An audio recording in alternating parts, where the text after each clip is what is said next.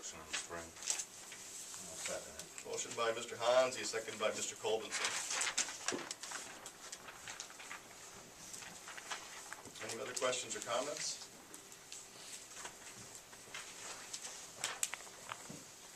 All in favor of the motion, say aye. Aye. All opposed? And the motion passes. Thank you. Anything else for us, Josh? I don't think that I have anything. Nope. We are submitting our 95% plans to MnDOT on Wednesday for the Highway 43 project. Well, Sounds good. Thank you very much. thanks. Anything to ask you? No. Good to go?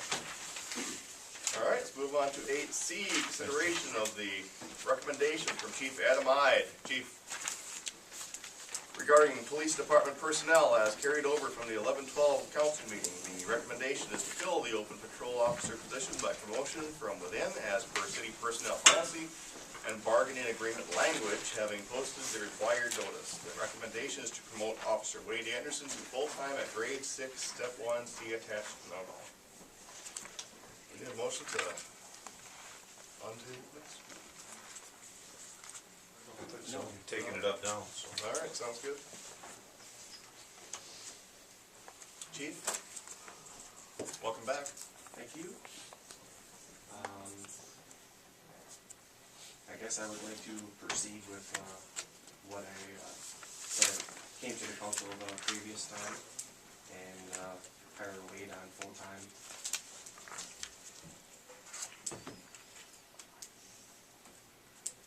Any questions from the council?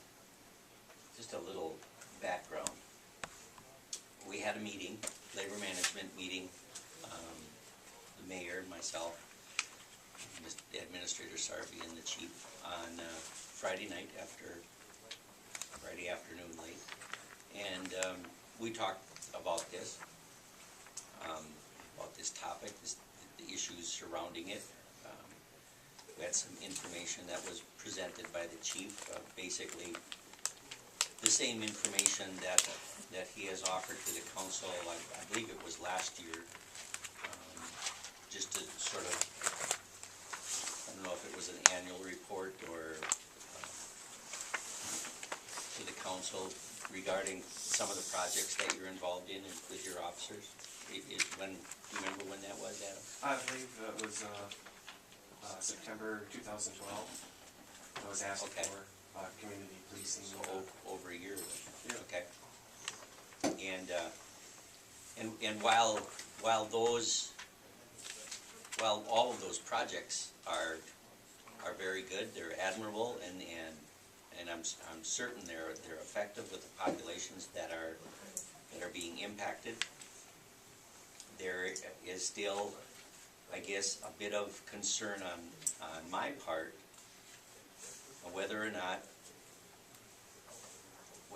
we are doing as much as we can as a city council and as a community to. Is there a conversation back there? Could we please stop it? Thank you. To support, to support our officers, to support our public safety effort in town. That's one of the things that came out of our meeting.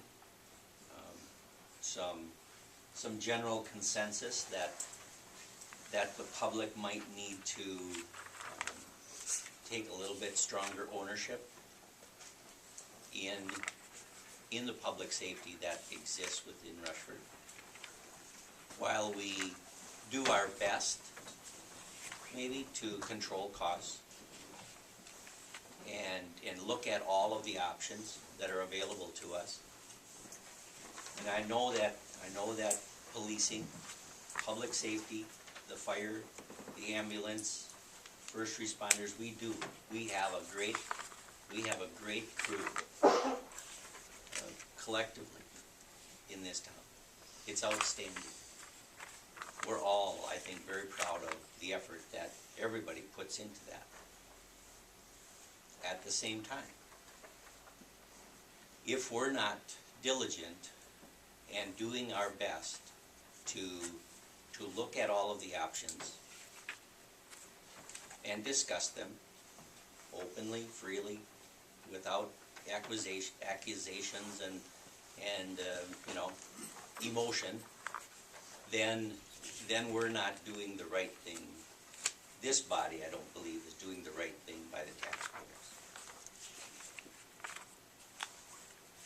I don't, and I told you this on Friday, I don't have a magic bullet. I don't have the answer.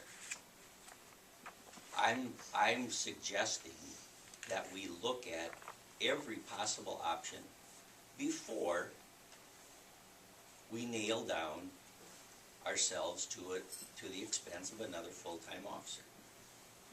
One of the things that's on my mind, and that came up on Friday afternoon, was the fact that about 2/3 of the population of the valley is paying for the other third to have police protection. There's a very, I think, very fair and equitable system in place to get everybody contributing fairly to fire, ambulance, and the first responder group. But at the same time, there isn't that same equity regarding the policing. Do you agree, or do you disagree, or?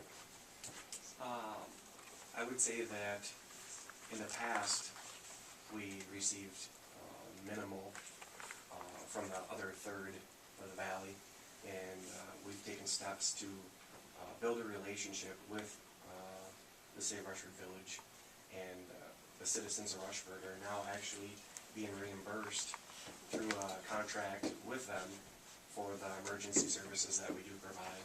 In the past, we were not provided that, so we've taken steps, and you know, everybody's feeling out this relationship to see if it's going to work for everybody, and you know, we're making steps. And to that point, Administrator Sarvey provided some information that, you know, to date, in 2013, the city of Rushford Village and Peterson have contributed the grand total of $820 to the cost of a $280,000 plus police budget. What does that mean? Realistically, what does that mean? To me, it means that there isn't that much going on out there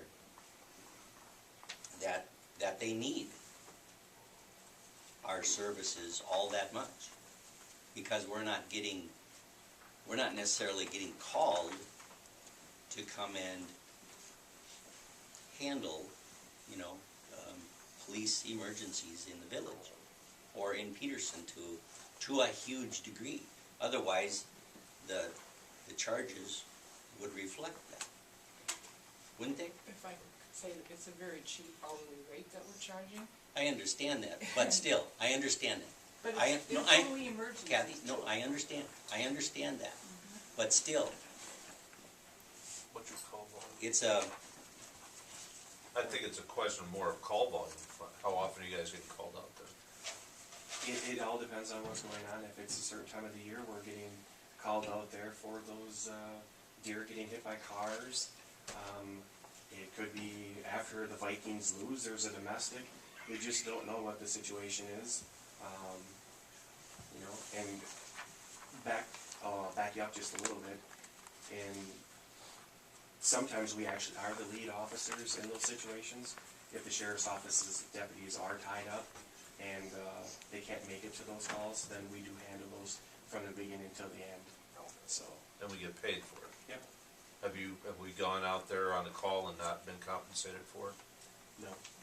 But many times they're only there for a short time, Right, then till- state patrol till- comes, yeah. then the county comes.